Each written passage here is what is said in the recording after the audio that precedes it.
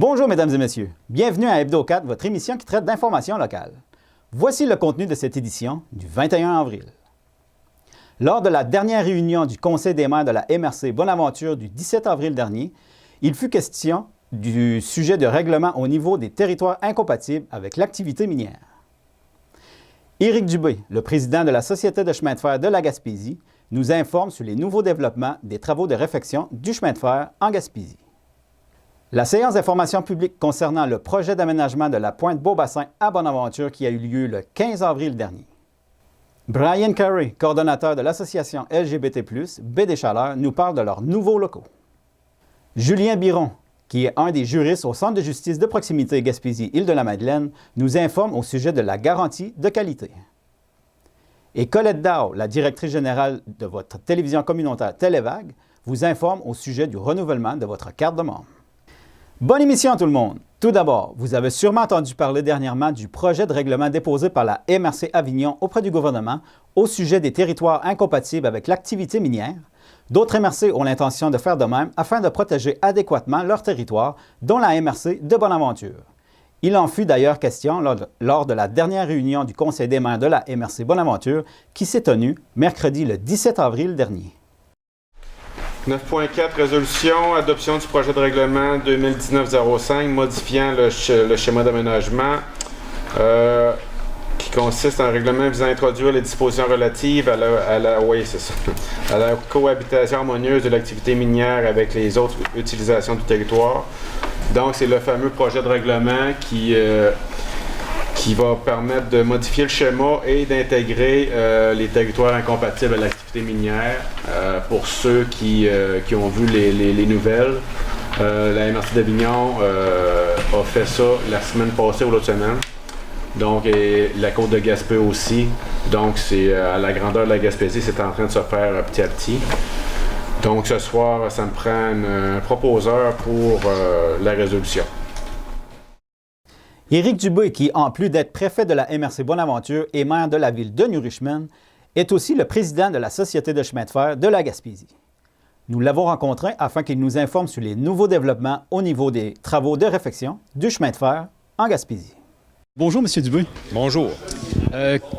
Comment avance le dossier du chemin de fer en Gaspésie? Bien, ça avance bien. On était heureux d'apprendre que le 29 mars, le ministère des Transports est sorti en appel d'offres pour le remplacement des deux ponts de Cascapédia-Saint-Jules. Ça fait que cette étape-là, qui était prévue, puis on souhaitait qu'elle arrive au printemps, bien, va nous permettre justement de respecter l'échéancier qu'on s'était fixé au niveau de la région, de retourner au moins à Port-Daniel d'ici 3 ans. Fait que ça, bien, on était bien heureux d'apprendre ça. On le sait que le ministère va ouvrir leur soumission le 29 avril. On sait que c'est un projet qui est évalué au niveau du ministère entre 20 et 25 millions. C'est une étape majeure. C'est le plus gros chantier qu'il y aura sur le tronçon. Là, il y a plusieurs dormants qui ont été changés. Il y en a plusieurs qui vont être changés aussi cette année. Oui, le ministère est retourné en appel d'offres pour en remplacer encore une vingtaine de mille. Puis là, bien, les travaux se font sur le tronçon. L'année passée, les gens ont vu des travaux plus loin que New Richmond. Fait que là, on a commencé à avoir des travaux jusqu'à Nucalai. C'est sûr que c'est les ponts, c'est vraiment les structures majeures qui sont à remplacer. C'est les gros coûts de tout le processus. Oui, on sait que dans le 100 millions, la grosse partie va aller justement pour le remplacement des structures. On les connaît déjà pour la majorité. Le ministère est en train justement d'évaluer toutes les étapes pour se rendre jusqu'à Gaspé au niveau de l'ingénierie. Parce qu'on sait qu'un pont, bien, faut savoir qu'est-ce qu'il y a à faire dessus. Ça fait que toute cette étape-là se fait en continu jusqu'à Gaspé. Vous êtes confiant de la part du nouveau gouvernement qui est en place? Oui, bien, le gouvernement a annoncé dans son budget au mois de mars qu'il restait 85 millions. C'était pas de l'argent neuf, mais au moins c'était la continuité. Puis quand on a rencontré justement le premier ministre puis le ministre des Transports la dernière fois avant Noël à Gaspé, ils nous ont confirmé que l'objectif du gouvernement, c'était de ramener le train à Gaspé. Okay. Êtes-vous confiant qu'il va y avoir des investissements supplémentaires pour les coûts supplémentaires qui vont être... Bien, moi, je pense que oui. Il y a probablement trop de bonheur aujourd'hui pour savoir jusqu'à quelle hauteur que ça va en prendre. Moi, je pense qu'on a encore quelques mois devant nous, puis plusieurs étapes à franchir avant d'être rendu à dire que ça prend de l'argent supplémentaire. Et il resterait combien de temps environ? C'est 30 mois environ? Bien, on sait que l'objectif, là, c'est à peu près ça, une trentaine de mois pour remplacer les ponts à Cascapédia-Saint-Jules. Pour les gens qui passent, mais ils ont déjà vu que le déboisement a été fait. Les arbres ont été coupés où la nouvelle structure devra être bâtie. Fait que ça, ben, tiens, on voit des travaux. Okay. Là, les prochaines étapes, ça va être quoi après ces 2 ponts-là?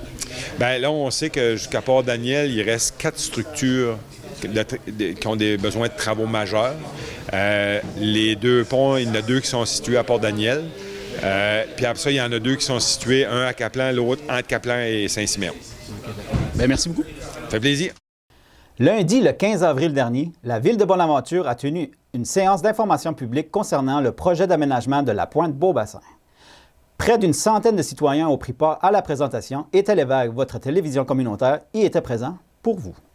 En 2009-2010, la Ville de Bonaventure s'est dotée, avec la collaboration du ministère des Transports, d'une infrastructure qui fait la joie de tous. La promenade qui longe la rue Port-Royal offre un lieu unique pour les adeptes de la course, de la marche, des promenades en famille pour les enfants qui veulent apprendre à faire du vélo, aux personnes âgées qui souhaitent prendre l'air en toute sécurité et à nos gens qui nous visitent. Cet endroit leur permet de contempler la beauté de notre paysage. Les travaux faits sur la rue Bois-Hébert en 2014 et sur l'avenue Louisbourg en 2017, qui a permis l'ajout de trottoirs multifonctionnels, s'inscrivent dans une démarche de saines habitudes de vie et aussi de mobilité sécuritaire. Tout comme les 3 précédents projets, celui de la pointe Beaubassin s'inscrit dans la même orientation.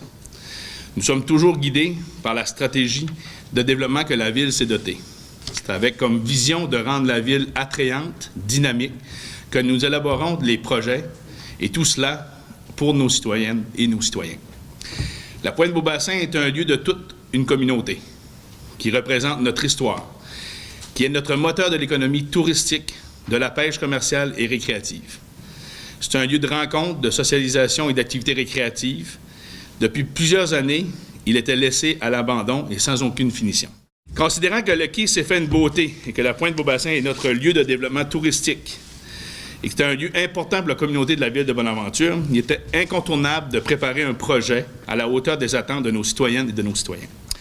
L'an dernier, nous avons entamé une démarche de consultation citoyenne afin de connaître les besoins de notre population, de ses utilisateurs et de nos partenaires. Lors de nos réflexions, nous savions que nous devions en connaître davantage sur les contraintes d'usage en lien avec la pêche, les activités commerciales, le tourisme, le communautaire, les loisirs, et tout cela avec un grand défi de circulation et d'espace de stationnement. Et tout cela dans un petit espace aussi, donc c'est très restreint. Ce soir, il vous sera présenté le résultat d'une longue démarche de réflexion et de discussion avec vous, avec les partenaires et avec le conseil municipal et la firme de consultants. C'était important que dans un projet comme ça, qu'il y ait plusieurs intervenants, que la population soit sondée, que les intervenants qui soient sur le secteur aussi, pour arriver avec un projet qui soit endossé par l'ensemble, la majorité de la population, du moins. Premièrement, dans le fond, il y a eu un comité qui a été créé à l'interne, qui était composé du maire, de Pierre, de la direction générale, de la direction des loisirs, puis de moi, à la direction de l'urbanisme, qu'on était présents aux différentes étapes là, du projet, avec le lien aussi avec la firme en aménagement du territoire, et pour cibler les besoins municipaux, là, vu que le camping, il y a différents intervenants, différents éléments, fait que nous, on a ciblé ces éléments-là. Et il y a eu une consultation, il y a beaucoup d'intervenants qui sont présents sur la pointe, qui c'est leur lieu de travail, ils ont besoin de la pointe Beaubassin, puis sont présents sur le secteur. Fait qu'il y a l'Omirlou qui a fait partie, qui a été consulté, l'administration portuaire, Simaventure, le Café Acadien, la Marina, le Bioparc, Tula Yoga, le Terre de la Petite Marée. Fait que ça, c'est un groupe d'intervenants qui a été consulté. Initialement, il y a un questionnaire qui leur a été envoyé. Ils ont répondu aux questions. On a recueilli les réponses du questionnaire, on les a compilées. Ensuite, on a tenu une rencontre de travail où tous les intervenants étaient autour de la table pour être en mesure de cibler, de croiser les besoins des différents intervenants et de discuter, de s'entendre, d'avoir une vision commune. Et suite à ça, les réponses du questionnaire puis de la rencontre de travail ont été transmises à la firme en architecture du paysage pour qu'ils puissent en tenir compte dans leur démarche de conceptualisation. Et suite à ça, la firme en aménagement est venue présenter spécifiquement les esquisses aux intervenants. Et en majorité, on peut dire que ça a été bien reçu. Là, c'est des belles rencontres. Ensuite, il y a pratiquement 1 an, il y a un sondage à la population qu'il y a une majorité qui a répondu, une grosse proportion de vous. Il y a eu 325 répondants, ce qui représente 12 % de la population. Beaucoup de commentaires écrits. On voyait qu'il y avait un intérêt. C'est quand même bon, là, 12 % pour un sondage de cet ordre-là. Évidemment, on est à l'étape des esquisses préliminaires. On est vraiment au début du projet. Donc, quand on rentre des niveaux d'imprévus, de la contingence, toutes sortes de frais divers qu'on peut prévoir pour 973 256, tous les frais, les honoraires professionnels, les frais d'architecte, les frais, etc., etc. Donc, pour arriver à un total de projet, comme je vous disais tout à l'heure, de 3 907 579 $. Donc, pour l'ensemble de ce projet-là. Maintenant, le financement, c'est un projet de 3,9 millions qu'il faut financer. On n'a pas, les démarches de financement vont débuter maintenant. Donc, notre objectif de financement, c'est d'aller chercher 80 % d'aide dans les différents paliers du gouvernement, différents programmes existants. Donc, on pense qu'on peut aller chercher 80 % d'aide, donc 3 126 063 $ d'aide gouvernementale à aller chercher. Donc, le travail qu'on va commencer à acharner à débattre le projet, que le conseil municipal, le maire va devoir aller se débattre un peu partout pour trouver l'argent. Puis la part de la ville de 781 516 $ pour boucler le financement de ce projet-là. Qu'est-ce que ça représente pour les citoyens, ce 781 000 $, en fait, qui revient à la charge du citoyen? Donc, on amortit ce genre d'infrastructure-là est amortissable sur une vingtaine d'années, sur 20 ans, on l'a mis sur 20 ans. Donc, un remboursement, on a prévu un taux d'intérêt à 3,5 %, ce qui est recommandé par le ministère actuellement, à peu près 3,5 % de taux d'intérêt. Donc, un remboursement en capital de 30 600 $, des intérêts annuels de 24 400 $ pour un remboursement total de 55 000 $ à la charge de la ville, réparti sur une période de 20 ans. Ce que ça représente pour la maison moyenne au rôle, c'est-à-dire une maison qui a une valeur de 158 390, c'est une charge fiscale d'environ 35 $, basée sur le taux de taxation 2019, évidemment. En terminant, j'aimerais vous laisser sur un élément important. Important en raison de sa portée et de son impact. Aujourd'hui, nous allons prendre une décision pour nous, mais surtout pour ceux qui nous suivront, pour nos enfants et petits-enfants, pour nos nouveaux arrivants, ceux qui choisissent notre ville pour y vivre. Il est vrai que ça représente des changements importants pour certains, mais nous avons considéré l'ensemble des informations obtenues et tenté de minimiser leur impact sur les changements que nous proposons. Donc, il faut se mettre dans un esprit d'ouverture avec une vision sur l'avenir de notre communauté. L'association LGBT+ de la Baie des Chaleurs ont maintenant leur tout premier bureau. Brian Carey, qui est le coordonnateur de l'association LGBT+ Baie des Chaleurs, nous en parle. LGBT+, a des nouveaux locales dernièrement, c'est tout nouveau? Oui, c'est tout nouveau. En fait, notre bail a commencé le 1er mars, mais on est officiellement arrivé ici la semaine dernière, donc au début avril. Et c'est la première fois en 7 ans d'existence qu'on a enfin un local, une adresse permanente où les gens vont pouvoir venir nous rencontrer, nous consulter, voir ce qu'on fait et avoir accès à nos services. Puis, c'est quoi ça vous amène de plus en tant qu'organisme? Je pense que la grande différence, c'est de pouvoir travailler en équipe tous les deux, c'est-à-dire Hélène Morin et moi. On est la petite équipe de 2 personnes et ça nous permet vraiment de travailler en synergie ici dans le bureau. Et déjà, on a un plan d'activité ou un plan de travail pour l'année qui s'étend sur plusieurs pages, je vous assure. Mais c'est ça, ça nous permet vraiment d'être plus structurés dans un local et ça nous permet de sortir nos bureaux de nos maisons parce que depuis 7 ans, en fait, l'organisme opère à partir d'une maison privée, principalement de chez moi. Et ça fait une différence dans la structure, disons, mentale quand on vient travailler au bureau. On rentre au bureau, on travaille, on fait notre journée. Quand on a fini à la fin de la journée, on ferme la porte et on peut passer à autre chose. Quand c'est dans nos maisons personnelles, on est toujours en mode travail et c'est pas nécessairement très bon. Là, vous êtes dans les locales d'Accès Microcrédit. Oui. En même temps, mais c'est comme plus anonyme pour les gens. Oui, bien, c'est ça.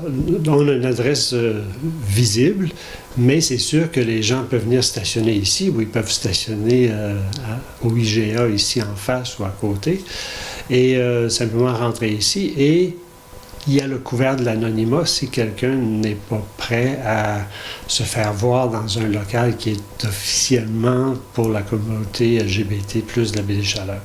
C'est un avantage. Ça nous permet aussi d'être plus visible au sein de la communauté. Pas seulement de la communauté LGBT, mais au sein de la communauté civile. L'ensemble des gens vont pouvoir savoir que nous sommes là, qu'on existe et qu'on est présent à tous les jours. OK. Puis là, les gens, ils n'ont pas nécessairement besoin de prendre rendez-vous. Ils peuvent se présenter directement ici. Non, on leur suggère de nous appeler au préalable simplement parce qu'on est sur un horaire plus court. On est à 4 jours semaine. Mais on est souvent appelé à sortir. Comme la semaine dernière, on avait une activité au Cégep de Gaspé parce qu'ils avaient une activité qui portait sur la violence sexuelle et ils voulaient avoir une représentation de la communauté LGBT. Et on est allé, Hélène est descendue à Gaspé pour ça. On a une activité à Grande-Rivière dans le même contexte, à la succursale du Cégep à Grande-Rivière jeudi, parce qu'ils font aussi une semaine de sensibilisation aux violences sexuelles. Ce qui tombe bien parce que pour nous, on a eu une subvention cette année du programme de lutte contre l'homophobie et la transphobie pour créer un réseau de pères aidants, aidantes pour aider les membres de la communauté qui subiraient des violences sexuelles à l'intérieur de leur communauté, à l'intérieur de leur couple, ou par des gens qui ont des attitudes et des comportements et des actes homophobes ou transphobes à leur égard.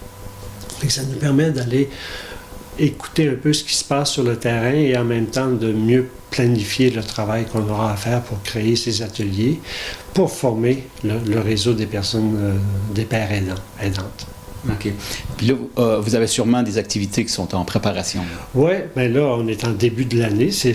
Notre année financière commence le 1er avril et il y a toujours le 17 mai qui est la Journée internationale de lutte contre l'homophobie et la transphobie et pour lequel on va commencer à préparer des activités. Dans les dernières années, on a toujours eu des petites capsules de petits messages qui passaient sur les ondes de CIeux FM et on va probablement rééditer ces messages qui passent à raison de 5 ou 6 fois par jour pendant une semaine. On va aussi faire probablement un genre de 5 à 7. Dans le passé, on a attribué le prix Arc-en-Ciel gaspésien à une personnalité alliée qui s'était démarqué dans son travail d'allié, c'est-à-dire de nous aider, de nous appuyer dans la lutte contre l'homophobie et la transphobie et de faire la promotion de la diversité. Alors ça aussi, c'est en préparation. OK. Puis là, les gens peuvent vous suivre sur Facebook? Oui, toujours. On est toujours sur Facebook. Facebook LGBT plus BDC.